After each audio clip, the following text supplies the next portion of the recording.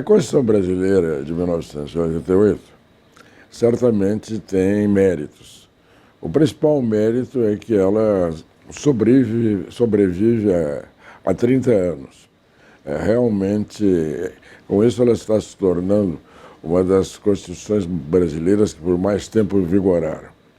É verdade que isso é atenuado pelo fato de que ela recebeu cerca de uma centena de emendas nesse período que a transformaram bastante. Ela não é mais a mesma Constituição que saiu da Constituinte em 1988. Essa Constituição foi elaborada num momento delicado, porque, por um lado, ela foi elaborada quando estava ocorrendo a exaustão das medidas tomadas pelo regime militar, uma exaustão do sistema que havia sido então estabelecido, que era incontestavelmente um sistema autoritário. Mas, por outro lado, ela se antecipava a acontecimentos graves na órbita internacional, o principal deles, o final da União Soviética, com a consequente desvalorização de determinadas ideias que estavam associadas a uma renovação política de cunho socialista, para não se dizer comunista. Disto decorre, por um lado, que a Constituição brasileira não nasceu plenamente atualizada para o Estado que iria se instalar exatamente no século XXI. Ela ainda é reflexo de uma polêmica típica do século XX. Isto se mostra claramente pelo fato de que é uma Constituição que hoje precisa, com dificuldade, ser adaptada ao fenômeno da globalização. A elaboração da Constituição brasileira teve uma grande influência da Constituição portuguesa de 1975, ou da Revolução de 1975, porque exatamente a Constituição é de 1976, e um pouco menos da Constituição espanhola, que é mais antiga. A Constituição portuguesa de 1976 era declaradamente uma Constituição vocacionada para uma transição para o socialismo. Isto não passou integralmente para a Constituição de 1988, mas deixou vários traços a esse propósito. Por outro lado, como outros já disseram, numa expressão vulgar, mas verdadeira, a Constituição, em numerosos aspectos, foi feita olhando pelo retrovisor, visando prevenir e obstar a problemas que haviam surgido no regime autoritário a que ela sucedia. E essa é uma razão, às vezes, dela ser incompatível com a modernidade, porque nem tudo que no passado se fez no período militar não merecia ter sido feito. Por exemplo, curioso atribuir-se ao regime militar algumas questões relativas ao judiciário, porque pela minha experiência de quem viveu naquela época, tudo aquilo que foi posto no capítulo da Constituição sobre o Poder Judiciário foi obra e inspiração de juristas. Vamos e venhamos, os oficiais generais das nossas Forças Armadas não eram especialistas, nem eram interessados em detalhes de processo. É claro, eles tinham uma ingerência quanto à designação dos membros do Supremo Tribunal Federal, mas não problemas como admissibilidade de recurso extraordinário, competência do Supremo Tribunal Federal, etc. E nisto há um problema que hoje parece que se torna visível, que é o fato de que o Supremo Tribunal Federal acumula tarefas para as quais ele não tem meios de dar solução rápida. Ele conservou competências que são dificilmente exercidas por ele no contexto contemporâneo. Dou um exemplo típico, a competência em matéria criminal que ele tem.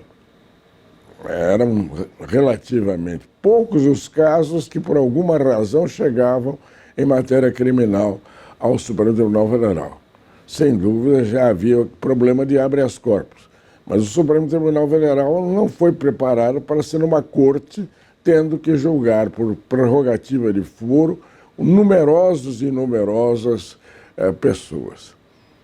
Esta Constituição, hoje, sem dúvida, merecia ter uma reformulação.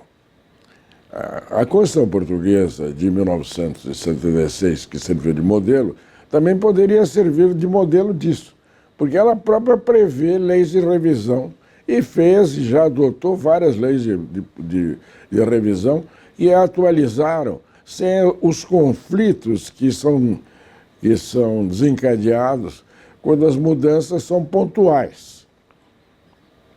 E olhem que alguns assuntos, como previdência social, já foram objeto de numerosíssimas emendas da Constituição.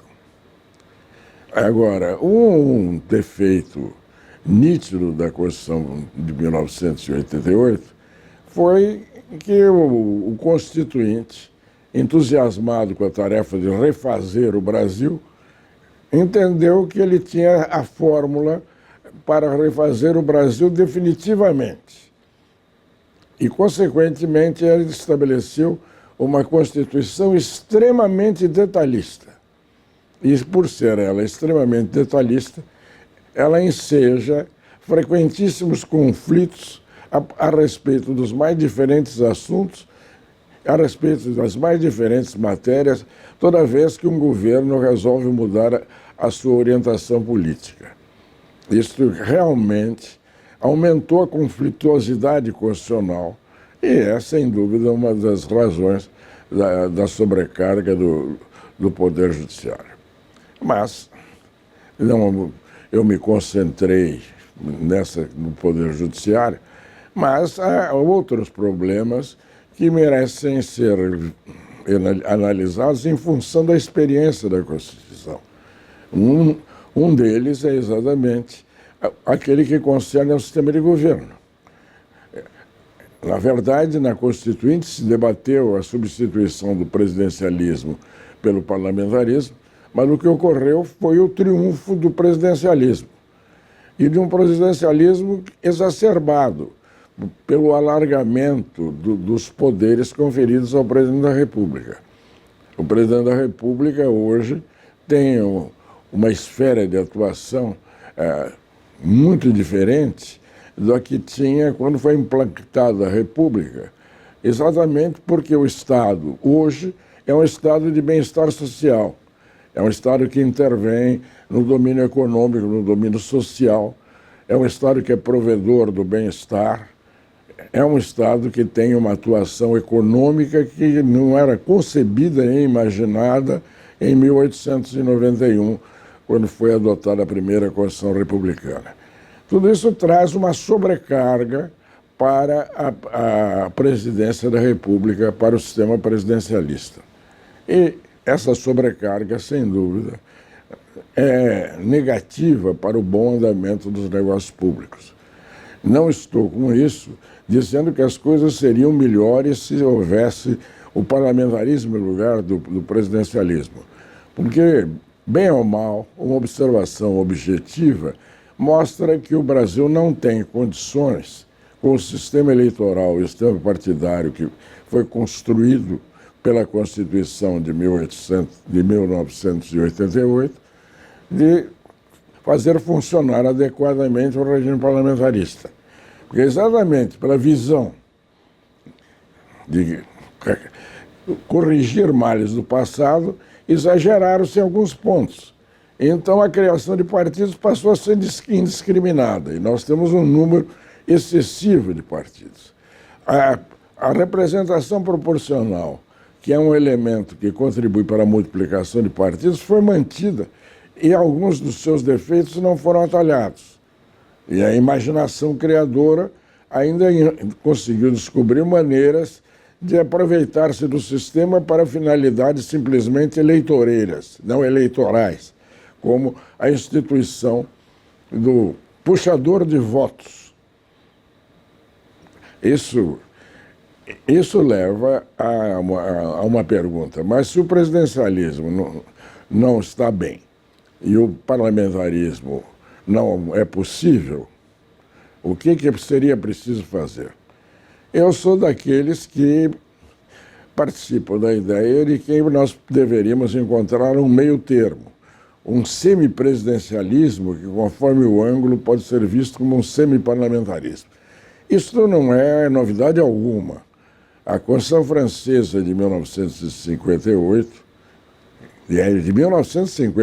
vejam que ela já está completando 60 anos, o dobro da idade da Constituição brasileira, estabeleceu esse sistema e o resultado não é negativo na opinião daqueles que se debruçam sobre ele. Aqui, a Constituição portuguesa, da mesma forma, adotou um sistema semelhante, também com resultados positivos. É claro que uma implantação de um sistema de governo novo é uma questão delicada, porque se bastasse fazer uma boa Constituição para resolver os problemas políticos, nenhum país do mundo deixaria de ter boas constituições, porque juristas capazes de bem redigir uma Constituição há em toda parte.